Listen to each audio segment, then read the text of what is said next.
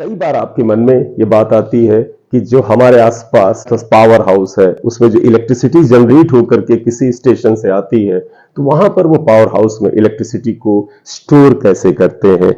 इनका storage capacitor में किया जाता है और कैसे कैपेसिटर वर्क करता है, कैसे कैपेसिटर की चार्ज होल्डिंग एबिलिटी को बढ़ाया घटाया जा सकता है। कैपेसिटर का कैपेसिटेंस किन फैक्टर्स पे डिपेंड करता है, क्या वो चार्ज पे डिपेंड करता है, पोटेंशियल पे डिपेंड करता है, और अगर इन पे नहीं डिपेंड करता है तो किन क्वांटिटीज पे डिपेंड करता है। इन्हीं सब इंपॉर्टेंट बातों का डिस्कशन हम लोग इस चैप्टर में करेंगे। तो आइए स्टार्ट करते हैं। Hello, good evening students, how are you. बेटा आज कैपेसिटर का लेक्चर स्टार्ट करते हैं। हालांकि कैपेसिटर के कुछ लेक्चर्स मैंने प्लेलिस्ट में डाल रखे हैं, लेकिन आज मैं इस लेक्चर को फ्रॉम द बिगिनिंग स्टार्ट कर रहा हूं। आइए स्टार्ट करते हैं। Capacitance and capacitor.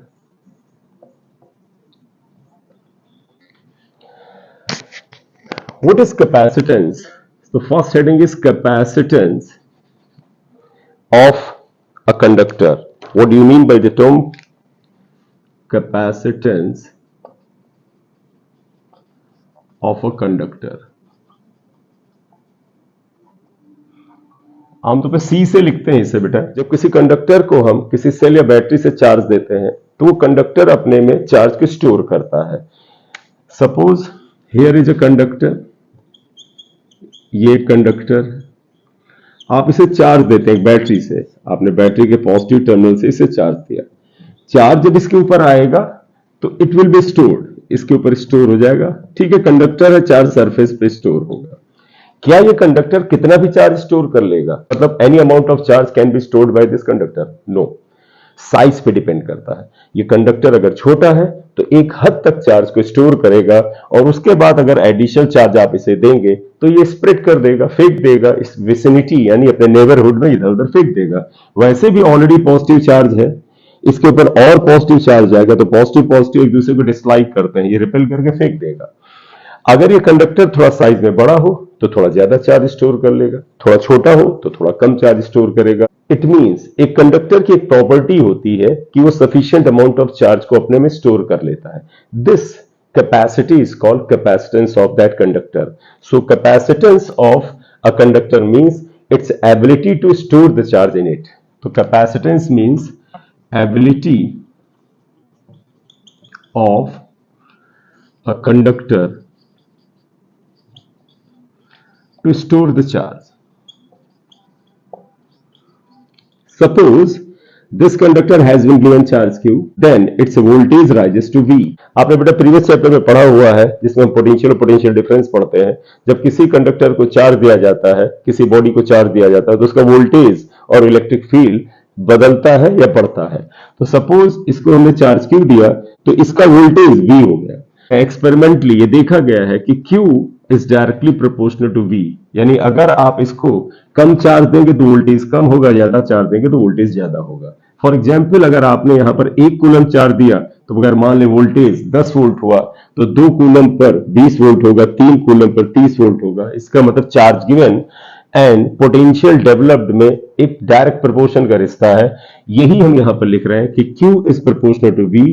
तो जब भी किसी कंडक्टर को चार्ज देते हैं तो उसका पोटेंशियल बढ़ता है और ये देखा गया है कि charge given is directly proportional to potential.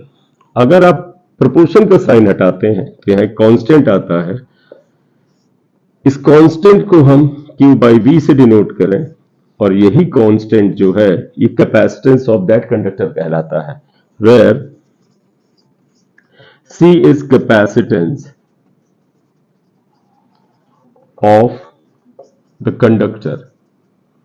Conductor का कैपेसिटेंस आ गया। ये स्केलर क्वांटिटी है बेटा क्योंकि इसमें कोई रिएक्शन नहीं होती है। It is a scalar quantity, एक स्केलर क्वांटिटी है। इसका यूनिट क्या होगा आप देखिएगा, C का यूनिट होगा चार्ज का यूनिट अपॉन पोटेंशियल का यूनिट, यानी coulomb per volt. Unit of C equal to coulomb per volt. Short में लिखना चाहे तो C V-1 लिख सकते हैं, कूलम का C, वोल्टेज का V-1। इसी को बेटा फैराड भी कहते हैं। इसको कैपिटल एफ से लिख सकते हैं। तो क्वेश्चन ये आया कि farad and coulomb per volt में क्या रिलेशन है। बिल्कुल सिंपल इक्वालिटी का नियम है, मतलब 1 farad equal to 1 coulomb per volt. The unit of capacitance is farad। ये ज्यादा पॉपुलर यूनिट है। Farad is a very large unit बेटा। तो जब ये लार्ज यूनिट है, इसलिए आप देखते हैं कि कैपेसिटेंस ऑफ एनी कैपेसिटर और कंडक्टर को हम micro farad, pico farad etcetera में लिखते हैं। अब फैराड अगर लार्ज यूनिट है, ये आगे हम शो करेंगे, आपको दिखेगा कि yes farad is a large unit. Correct, इतना नोट कर लीजिए, फिर आगे बढ़े। इसका डायमेंशन क्या होगा, तो आइएगा dimension of capacitance. Dimension means dimensional formula, आप चाहें तो डायमेंशनल फार्मूला ऑफ सी। बेटा आपको ध्यान होगा, डायमेंशनल फार्मूला निकालने के लिए क्या करना है, आपको चाहिए कि उससे रिलेटेड कोई फार्मूला याद हो, आप उसका इस्तेमाल करें। तो तुम्हें पता है कि C equal to Q by V होता है। क्यू को क्यू ही रहने दें, V is W upon Q. तो यहां से देखें C इक्वल टू जो आ गया वो क्यू स्क्वायर अपॉन डब्ल्यू है। और Q और वर्ग दोनों का डायमेंशन हमें पता है। चार्ज का डायमेंशनल फार्मूला ET, इसका स्क्वायर आ जाएगा, work done ml2 G-2।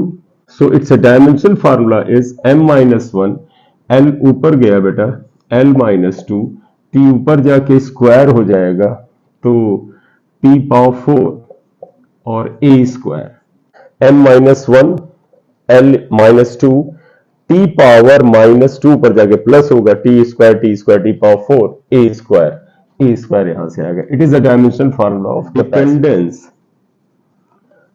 Of capacitance. Capacitance किन फैक्टर्स पे डिपेंड करता है, इस पे बात करते हैं। तो आप देखिएगा, अगर हम इस फार्मूले को यूज करते हैं तो ऐसा लगता है कि कैपेसिटेंस चार्ज पे डिपेंड करता है, यानी कि ज्यादा चार्ज दो तो कैपेसिटेंस बढ़ता है और कैपेसिटेंस वोल्टेज के इनवर्सली प्रोपोर्शनल होता है, लेकिन ऐसा होता नहीं है। कैपेसिटेंस बेटा किसी कंडक्टर की ज्योमेट्री यानी उसका साइज और शेप पे डिपेंड करता है। और अगर आपको इसको बेहतर समझना है तो आप ऐसा करो, आप अपने घर में जो बाथरूम में आपके बकेट रखी हुई है, कंडक्टर की जगह बकेट ले लीजिए। जैसे कंडक्टर पर या कैपेसिटर पर चार्ज स्टोर किया जाता है, बकेट में पानी स्टोर किया जाता है। तो एक बाल्टी का अगर स्टोरेज कैपेसिटी 25 लीटर अगर है, तो आप बताइए इस बाल्टी में 25 लीटर मैक्सिमम पानी स्टोर हो सकता है। तो अगर आप इसमें 5 लीटर पानी अगर भर दें, बाकी बाल्टी को खाली रखें, तो क्या इसकी स्टोरेज कैपेसिटी 5 लीटर हो जाएगी ना, अभी भी इसकी स्टोरेज कैपेसिटी 25 लीटर होगी। अगर आप इसमें 10 लीटर पानी भर दें, 10 लीटर पानी भर दें, तो क्या इसकी कैपेसिटी 25 से घट के 10 हो जाएगी ना, अभी भी 25 रहेगी। और इवन अगर आप इसमें 50 लीटर पानी भर दें, इसकी वजह से सिर्फ 25 लीटर पानी इसके अंदर स्टोर होगा और बाकी का पानी बह जाएगा, तो क्या इसकी कैपेसिटी बढ़कर के 50 हो जाएगी, नो। यानी capacity of a bucket depends upon its size. उसके साइज ने ये तय कर दिया है कि उसकी कैपेसिटी क्या है। तो जैसे पानी भरने से इसकी कैपेसिटी में फर्क नहीं पड़ता है, आप 5 लीटर पानी भरे तो भी कैपेसिटी 25 है, आप इसे 10 लीटर पानी भरे तो भी कैपेसिटी इसकी स्टोरेज की 25 ही है, और 100 लीटर भरे तो भी वो 25 से स्टोर करेगा, बाकी 75 लीटर को बाहर बहने देगा। It means capacity of storage of water depends only upon the size of the bucket. In the same way किसी कंडक्टर का कैपेसिटेंस उसको दिए गए चार्ज पे नहीं डिपेंड करता है, क्योंकि कंडक्टर का काम चार्ज को स्टोर करना है, जैसे बाल्टी का काम पानी को स्टोर करना है। वैसे ही कंडक्टर का कैपेसिटेंस अमाउंट ऑफ चार्ज पे नहीं डिपेंड करता है, जैसे कि पानी का अमाउंट किसी बाल्टी की कैपेसिटी को डिफाइन नहीं करता है, उसकी खुद की कैपेसिटी उसके आकार पर डिपेंड करती है। It means capacitance does not depends upon the amount of charge given. तो एक चीज ध्यान रखिएगा, इस फार्मूले से ऐसा लगता है कि ये क्यू पे डिपेंड करता है, लेकिन ये नहीं करता है, क्योंकि ये कैपेसिटेंस का फुल एंड फाइनल फार्मूला नहीं, ये बिल्कुल इनिशियल फार्मूला है। आगे हम जब कैपेसिटेंस के ऐसे फार्मूले लाएंगे जिसमें उसका डायमेंशन, उसका साइज, शेप, एरिया एक्सेट्रा आएगा, तो आपको दिखेगा कि वो चार्ज पर बिल्कुल नहीं डिपेंड करता है। तो वापस आते हैं कि dependence of capacitance means it depends upon number 1 size and shape of conductor या capacitor, साइज और शेप ऑफ कंडक्टर पे डिपेंड करता है। आपको ये लग सकता है कि सर साइज ठीक है, बकेट का साइज ज्यादा है तो ज्यादा पानी स्टोर करेगा, कम है तो कम करेगा, वैसे कंडक्टर का साइज ज्यादा है तो ज्यादा करेगा, और अगर कम है कम करेगा। तो शेप कैसे, आगे हम तुम्हें फार्मूले में बेटा बताएंगे और तुम्हें दिखेगा कि हाँ भैया सिलिंड्रिकल कैपेसिटर अलग स्टोर करता है, स्फेरिकल अलग करता है, पैरेलल प्लेट कैपेसिटर अलग करता है, तो शेप पे भी डिपेंड करता है। सेकेंड बेटा, इट डिपेंड्स अपॉन मीडियम, मतलब जो आपका कंडक्टर है या कैपेसिटर है उसके अंदर कौन सा मीडियम है, वहां पर कौन सा मीडियम है, और ये साफ साफ दिखेगा कि डाइलेक्ट्रिक भरने से कैपेसिटेंस बढ़ता है।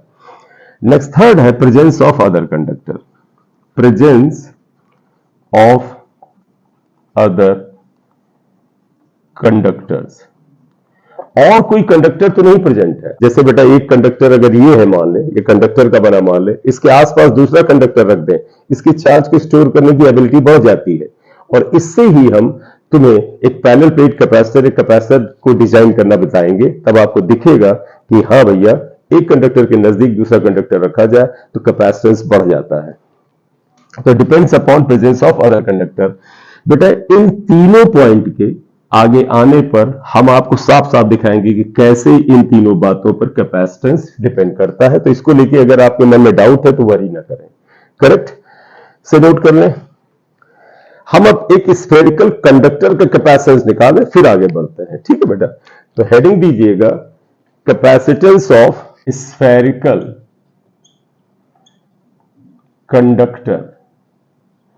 बेटा ध्यान रखिएगा हम कंडक्टर ले रहे हैं, कैपेसिटर नहीं ले रहे हैं। Capacitor is a two plate device, हम सिर्फ एक कंडक्टर की बात कर रहे हैं, तो जो बात की जा रही उस पर ही ध्यान दें।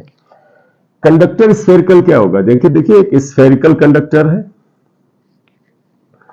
अगर इस स्फेरिकल कंडक्टर का बेटा इस स्फेरिकल कंडक्टर का सेंटर ओ रेडियस आर है, आप इसे चार्ज देंगे तो आपको याद होगा इलेक्ट्रोस्टैट्स में आपने पढ़ा है कंडक्टर के सरफेस पे चार्ज इक्वली स्प्रेड हो जाता है। तो Q charge has been given, it spreads uniformly throughout the surface. तो when a spherical conductor of radius r is given charge q, then it spreads uniformly on the surface। इसको बेटा हम इसलिए detail लिख दे रहे हैं क्योंकि board में ये प्रूफ आता है, और जब बोर्ड में कोई चीज आती है तो उसमें प्रेजेंटेशन बड़ा इंपॉर्टेंट है, आपको हर स्टेप लिखना इसलिए लिख दे रहे हैं।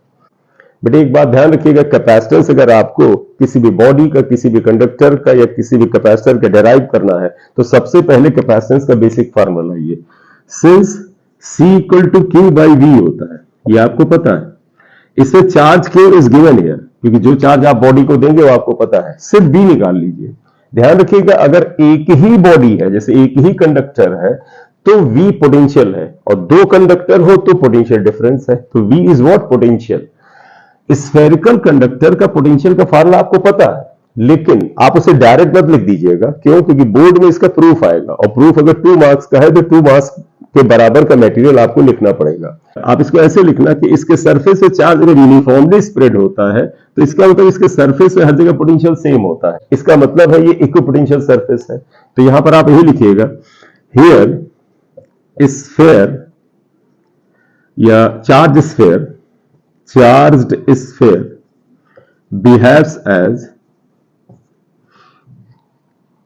equipotential surface, equipotential surface। अब तुम्हें ध्यान होगा इक्विपोटेंशियल सरफेस पे जो इलेक्ट्रिक लाइंस ऑफ फोर्स होती है नॉर्मली निकलती, इसलिए बेटा electric lines of force normally ऐसे बाहर जाएंगे।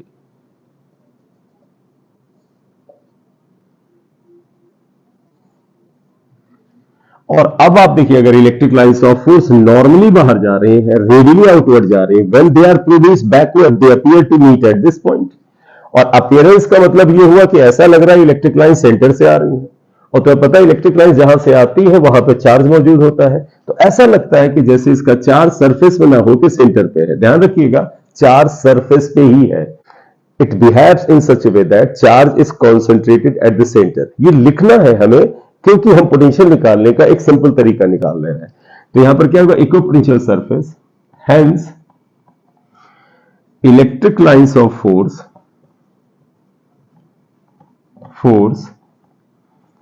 Are radially outwards.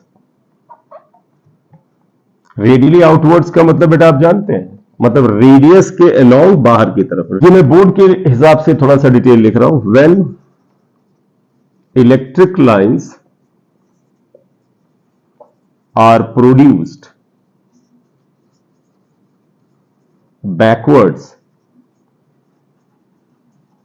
जब आप इनको बैकवर्ड प्रोड्यूस करते हैं, they appear to come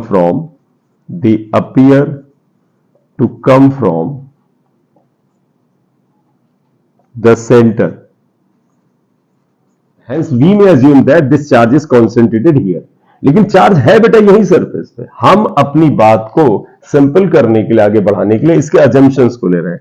hence we may assume that entire charge, ठीक, ये ऊपर वाला पोर्शन हटा रहे हैं बेटा,